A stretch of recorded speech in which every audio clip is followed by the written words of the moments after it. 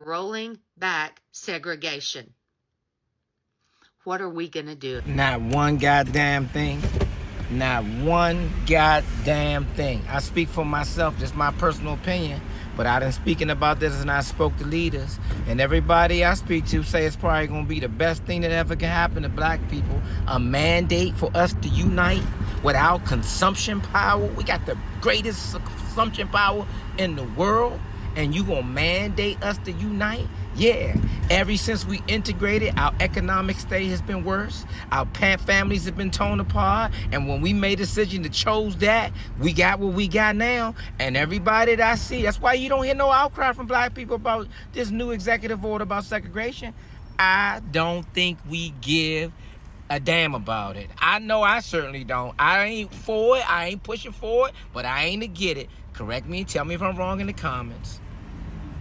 Hello guys, so have you noticed something interesting? Every time someone brings up the idea of bringing back segregation or rolling back civil rights, the reaction online isn't always fear. In fact, many Black Americans are responding with something completely different: confidence. So guys, watch this video until the end to get the real story. So enjoy.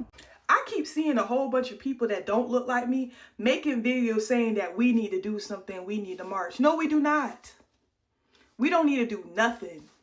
The same way Target played and we took away that dollar, we'll just take away our dollar from everybody else who wants to play in our faces and play with us. Go ahead and put them signs up. We don't care nothing about that segregation. Put them signs up so we can take away our dollar. And you can learn just like Target learned. We do not care. We are resting for the next 4 years. We're resting, honey. We don't care nothing about what y'all do. We don't care. I've been talking about it. Y'all been talking about it. So let's go there. Let's go there. We keep having this, we need our own, right? Talking, creeping into our culture. And it's misguided. It's misguided and potentially lethal if we don't interrogate it, right? So here's the thing. Fetishizing segregation is not the same as advocating for autonomy. It is not the same. It is not the same. I need y'all to understand, under a leader like Trump, it's going to make it look like black empowerment. It's going to make it look like we was getting freedom. But it can be weaponized into sanctioned isolation and erasure. Okay? Sanctioned isolation. Do you hear what I'm saying? So the rise in discourse, right? Especially online, especially on the internet. I seen this video piss me off so bad. Piss me off so bad. Piss me off so... This girl on the talking about the take, she's sitting on a train talking about, oh, okay, we want segregation back. We were better off, you know, people always say this. People always say this stupid stuff. We were better off when we had our own schools, towns, and businesses. Integration destroyed the black community. We could go back to being separate from white people. Y'all hear this all day. I hear this all day. On the surface, it feels empowering, right? It references real things. References Black Wall Street. References, you know, all the catastrophes. I could go on and on. It references real things and the sense of the community that came with the self-reliance, right? But it romanticizes trauma and ignores violent context and invites structural danger into today's political climate. We don't need this right now. I'm telling you, we don't need this right now. But here's why it's dangerous, right? It ignores that segregation wasn't just separate. It was deliberately unequal. Okay? Deliberately unequal. The state withheld resources from black communities. Separate schools meant inferior funding. Infrastructure, safety, and medical care were all neglected. This was not thriving separately. It was surviving in spite of oppression. And this is something that I gotta stop hearing y'all say. Y'all keep saying, I made it. Right? It's like how black guys are like, I don't need no woman to make it. And I've seen black women go, well, you know, if we all in the same situation, how come we just hold it on?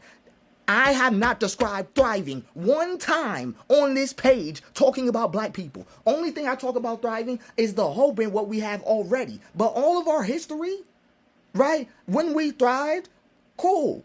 But if we consume the greater context, right, that is segregation, if you want to lock in with me, then don't play games. Don't play games like our history was just some kind of fun amusement park we got to dance through. We didn't get to dance through none of that. Right, and it erases state-sanctioned violence that accompanied black autonomy. Tulsa wasn't a tragedy because black people failed. And I really feel like that's what some of y'all are on. I really feel like that's what some of y'all are on type shit. It was a tragedy because white mob showed up backed by the government. Burned black wealth to the ground. Backed by the government. Y'all think they're just gonna leave us alone? How? Like, come on. Like, the entire country of Liberia is segregated from the United States. They push black free men, right, and free people, free women, send them off, right away. Did we help Liberia? Did we give them resources? Have we restored their economy? Are we talking about them right now? They won't talk about us then. They won't do it, right? And also, here's the thing. If segregation returns under Trump, it won't be black led. It'll be state enforced division, disinvestment, and surveillance. Okay, so under somebody like Trump, the desire to build your own gets co-opted. He's gonna co-opt that. He's excited to hear us get like this. He's fanning for it. Okay, stay in your zone, stay out of ours. That's what y'all not ready to hear. Separate schools, funding, housing, and courts.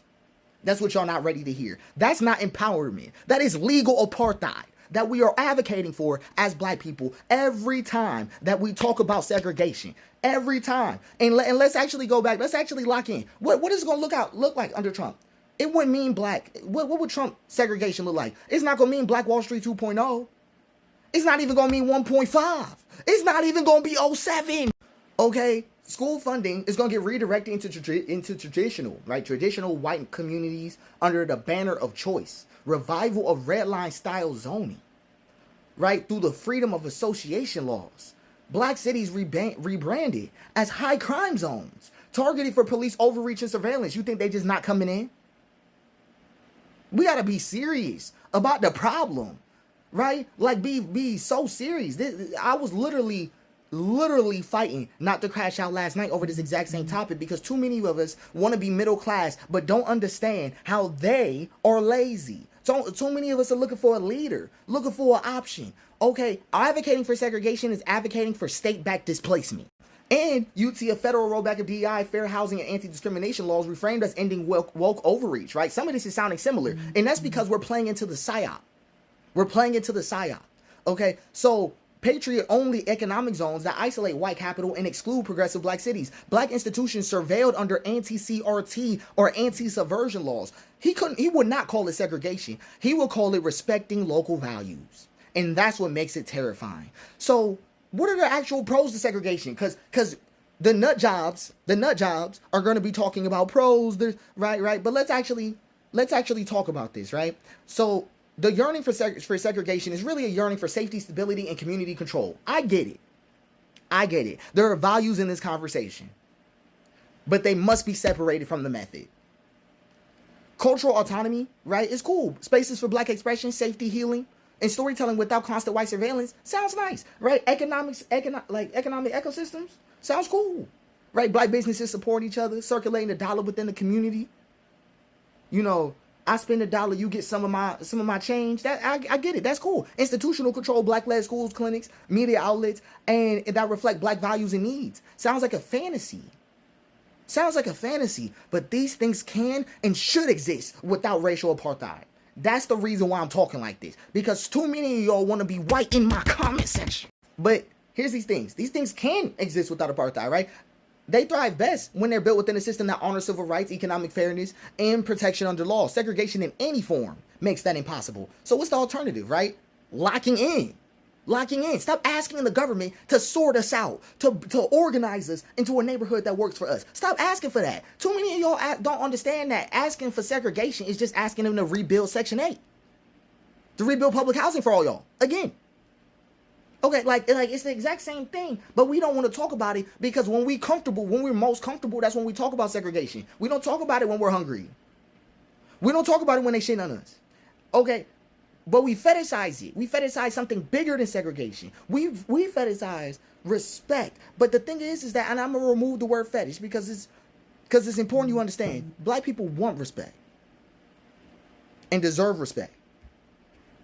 But arguing for respect and arguing for separation, they're two different words in this dictionary. So we need targeted reparations and land trusts, black-owned infrastructure and investment pipelines, independent media and education systems. Charter doesn't mean anti-public. Legal defense systems and political lobbies and cross-racial alliances that do not require assimilation and economic pressure campaigns, right, to build leverage. This is the new black power, not isolation, but insulation.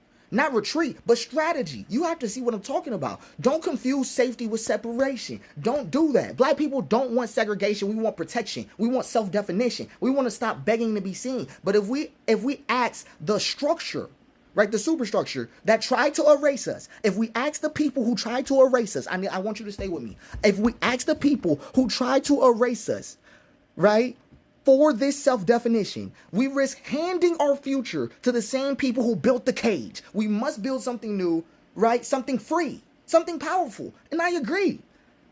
But never again can we call our own exile empowerment. The fantasization of segregation that y'all new blacks are doing right now on social media is very scary to fucking see. And there's no fucking way that y'all sat down and y'all had access and actually talked to the elders in y'all families that grew up or lived during those time periods to sit here and get on Beyonce's internet and say that, oh, and clap and be excited for segregation to come back or the idea of it to come back. Like, a lot of y'all need to go read a fucking book. Go read a fucking book. I've already made a video debunking all this black wealth myth during fucking segregation that y'all sit here and get on and talk as if there were just these black Wall Streets and black wealth all across America. Majority of black people during segregation, especially if they lived in the South, were in fucking poverty. These black doctors and black schools and all this black shit that y'all keep trying to fantasize. Like, number one, it wasn't as if they had the best of equipment or the best of education. Like, and most of the supply, like, we didn't own any of the manufacturing or anything of that nature. So we still had to go get shit from white people. Like, black people stuck together back then because we had to. And like, we are still segregated. We're still segregated. Because even back then, during segregation, when black people got money, got the wealth, and had the resources, they didn't stay in the South to be fucking segregated. Fast forward to today, motherfuckers who get the resources don't stay in the fucking hood. Like, y'all act like we ain't still relatively, for the most part, still segregated. Y'all think because they slap a black-owned sign on something that, like, bro, look at our clubs. Look at most of our schools. Look at most of where we fucking live. We're still segregated. There's just laws in place now so that we don't get slung up on trees and we have equal access to shit. Or equal opportunity. But then y'all argue against that shit. We don't need DI. Like, bro. But maybe y'all need that shit to finally help y'all realize what, because mind you, these are the same motherfuckers who can't stop buying Lululemon.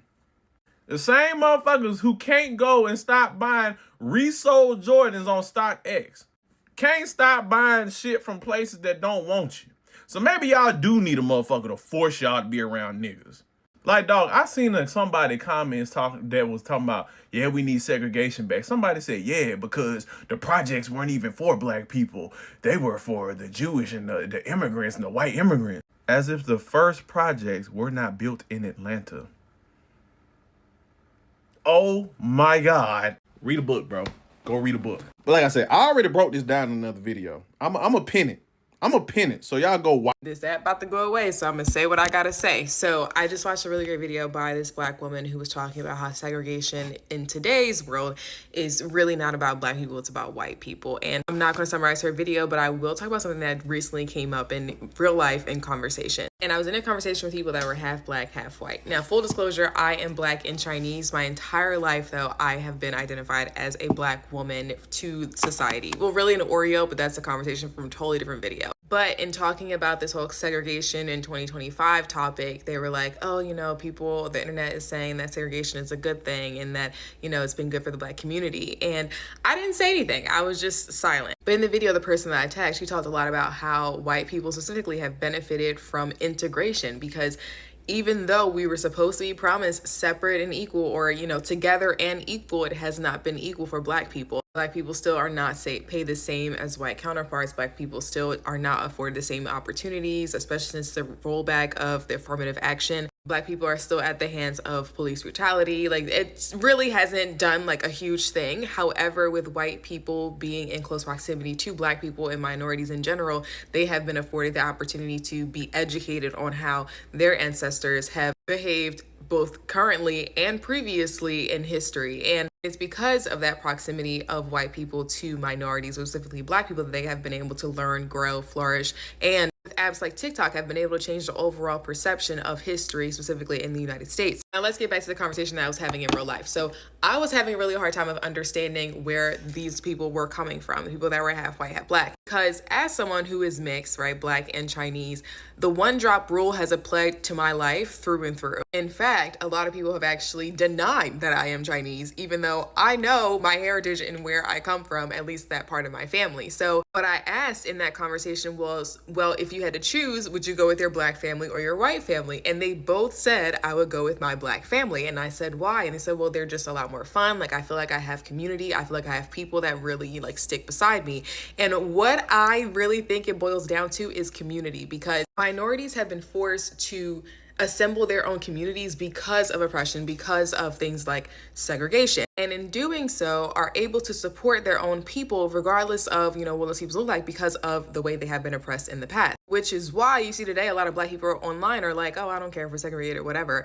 But a lot of white people are like, no, we can't do this, because they would in fact lose their community. The best way that I can think to put this in perspective for people who just aren't getting it is when we look at men and women. So right now, men are going through this loneliness epidemic, right? Where a lot of women just don't want to get married. They're not really interested in dating. They are buying their own homes. They're working their own jobs. They're making, their multiple six-figure salaries, whatever. They have their own businesses. They can have their own bank accounts without men. They can do whatever without men. So women are like, why would I opt to be in a relationship with a man when I can just do bad all by myself? When you look at men who typically don't have as flourishing of a community or as well-rounded of a community as women do, right? Relationships typically aren't that deep with other men. They also aren't really emotionally available with other men, or have like different opportunities where they can feel like they can be emotionally safe with other people. When they are in relationships, they seek a lot of emotional support from women because they don't have that in other aspects of their life. So the fact that women are going off and doing their own thing and don't give a damn about men,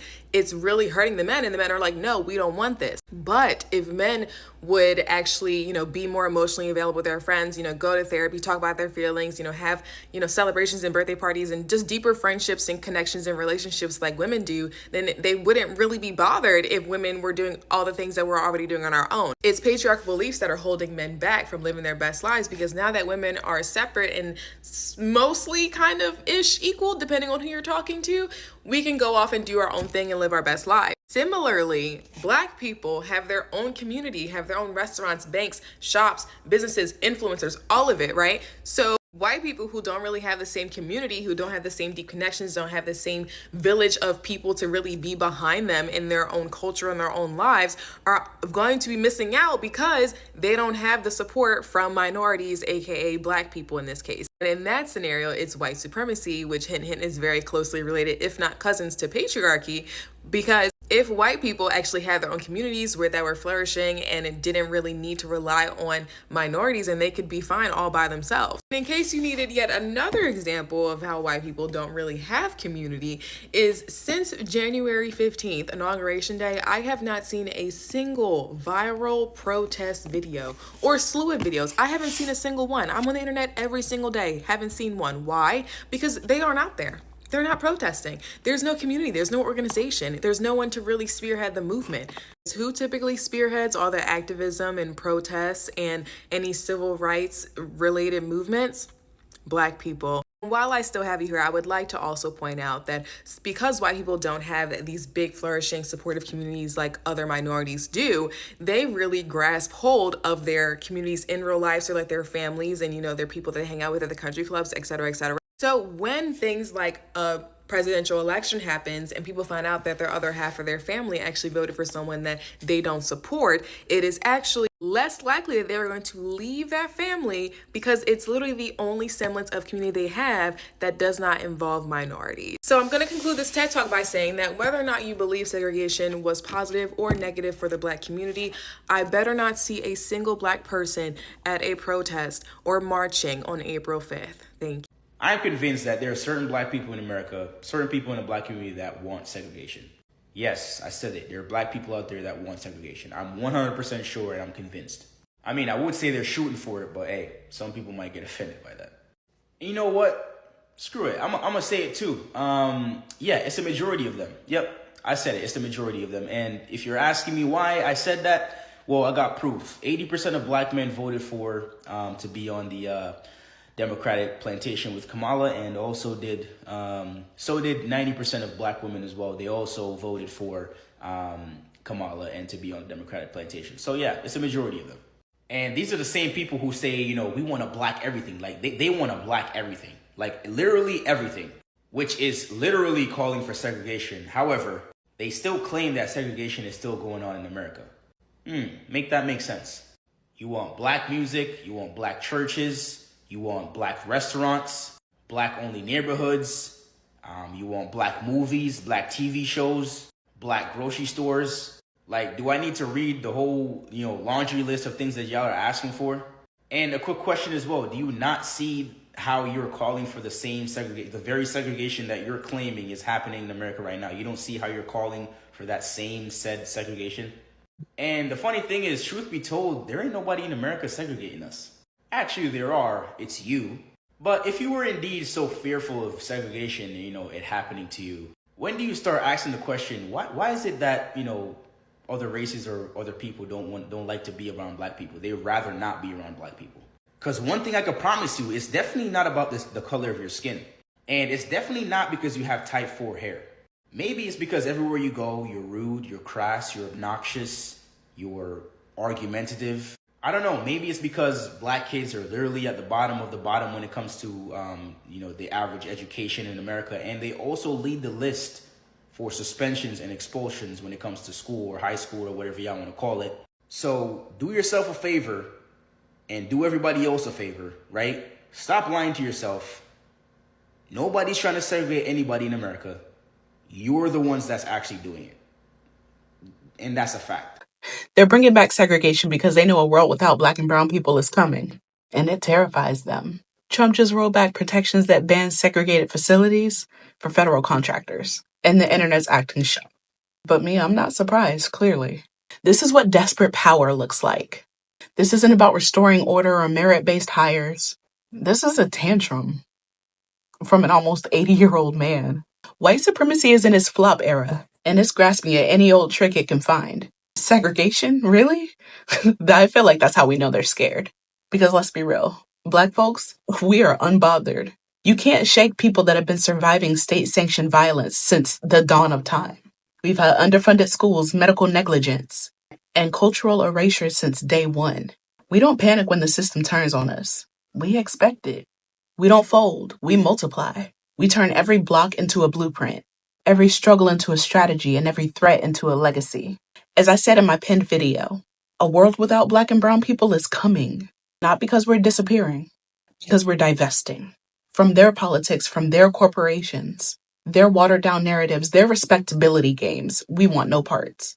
We've seen what happens when we show up and we make America run, but this time we're choosing to build our own instead.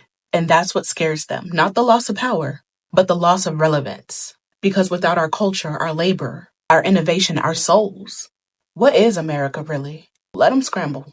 Let them cling to segregation like it's going to save them. We've already moved on. And when that world without us fully arrives, they're going to finally understand what unbothered really looks like. I just found out that they bringing back segregation. And let me tell you something. Tell your friends and your family, I don't even know if y'all got cousins or not, tell them to hurry up and put them signs up. Y'all act like we want them non-flavorless chickens anyway. We want flavor. Y'all ain't doing us no harm. Y'all be messy, like, come on, man. And I ain't trying to go against y'all, because I got a little bit of y'all in my blood, too. But we don't give a damn. And then y'all want to sit there, not you, but people like you that voted for this man, y'all want to sit there and cry, talking about we need to stand together. When have y'all ever stood with us? We good over here. I just wanted to remind everybody that segregation in this country was never about the separation of white people and black people or white people and any other marginalized groups. Segregation was white people being able to go into any space they wanted to without the fear of being punished for it, while marginalized groups would be arrested, beaten, or even killed for going into spaces designated for white people. Segregation was white people being qualified even when you were not qualified. And we're going to see a whole lot of that the next 4 years. I recently saw a viral video from a white content creator who claimed that white-only signs were being put up in Missouri. He said he didn't care about the reasoning behind it, that now's the time for people to speak up. Well, allow me to speak up too. Let's make one thing clear. Segregation was never the problem. White supremacy was. After slavery ended, Black Americans built thriving self-sufficient communities. Oscarville, Seneca Village, Black Wall Street. And what happened? We circulated our own money, supported our own businesses, and we flourished until they burnt it down, drowned it, or seized it through their so-called laws. We were never afraid of being separate. We were afraid of being attacked for succeeding while being separate. Integration didn't save us, it diluted us, and it mostly benefited white folks. Because let's be honest, most Black folks today don't center whiteness in their lives. I can go weeks, even months, without socializing with a single white person, and I'm just fine. The only reason we still interact is because we have to, for work, for survival, for systems that were never built for us. So when I hear talk of white-only towns, my first thought is, good luck. Not because we are angry, but because you'll still need us to survive. You don't want white-only spaces. You want white-only control with Black, brown, and immigrant labor. You want white-only luxury with multicultural sweat. If you really want separation, real honest segregation, you stop interfering every time Black people build something beautiful. The Black dollar is $1 billion power. We've built before, and we will again. But this time, we demand peace. Our ancestors only fought to be included in spaces because they were locked out of resources. We don't want your acceptance. We want our autonomy. So if you want white-only towns, by all means, go build them. But this time, leave us alone while we build ours too. No burning, no bombing, no sabotage. Because separation can work, but only if your supremacy doesn't follow us into it. So, many Black Americans are saying they refuse to live in fear, even when discussions about segregation or racial division resurface online. As always, this is a conversation about different viewpoints, history, and how people see the present. Let's get into it. So, for many older Black Americans, the word segregation isn't just something from the history books. It's connected to real memories or stories passed down from parents and grandparents who lived through separate schools, separate neighborhoods, discrimination, and constant barriers. Those experiences left deep scars that are still remembered today. Many of that history, some people say younger generation don't fully understand how serious those times were. They argue that it's easy to say I'm not scared when you didn't personally experience what your grandparents endured. They believe history should never be taken lightly because once rights begin disappearing, getting them back takes generations. On the other hand, many younger Black Americans are pushing back with very different message. They are saying, we know our history, that's exactly why we're not afraid. Many argue that today's Black community is stronger in many ways than previous generations. They point to greater access to education, larger Black-owned businesses, stronger legal protection, social media platforms where people can organize quickly, and a generation that isn't willing to stay silent. Some even say that attempts to intimidate them with talking about segregation simply don't have the same effect they might have done decades ago. Their attitude is that fear is exactly what some people want, and refusing to be afraid is a form of resistance. And others go even further, saying if someone truly wanted segregation back, many Black Americans would simply build stronger communities, support Black-owned businesses even more, and continue succeeding regardless of what obstacles were placed in front of them. Of course, not everyone agrees with that level of confidence. Some people warn that being fearless shouldn't become being careless. They argue that rights should never be taken for granted. History has shown that society progress can move forward, but it can also face setbacks. They believe staying informed, Participating in communities and protecting civil rights remain just as important as today is ever. And that's where this conversation becomes interesting. It's not really about whether people are brave or scared, it's about how different generations interpret history. One generation remembers survival, another generation talks about resilience, and one says don't underestimate what happened. The other person will be like, don't underestimate what we are capable of doing now. Both perspectives come from real experiences and real concerns, and social media often makes this conversation seem more divided than they actually are. So, short videos and viral posts usually highlight the loudest opinions, but millions of people fall somewhere like in the middle. Many recognize the painful history of segregation while also believing today's generation has more tools, more opportunity, and a stronger voice than the previous generations. And the reality is that history matters. Understanding what earlier generations endured help explain why these discussions are so emotional today. At the same time, confidence and resilience are also part of that history. Black Americans have overcome enormous obstacles throughout generations, and many people see that legacy as a source of strength rather than fear. And whether you agree with one side or the other one, things are clear. These conversations aren't going away anytime. They raise important questions about history, progress, civil rights, and what resilience really look like in modern era. Now, I want to hear from you. Like, do you think younger generation fully understand what their grandparents lived through, or do you think today's generation is right to say they won't be intimidated by discussions of segregation? So, share your thoughts in the comment section. If you enjoyed this discussion, don't forget to like give this video a thumbs up, to subscribe, and I hope to see you in my next video. Bye.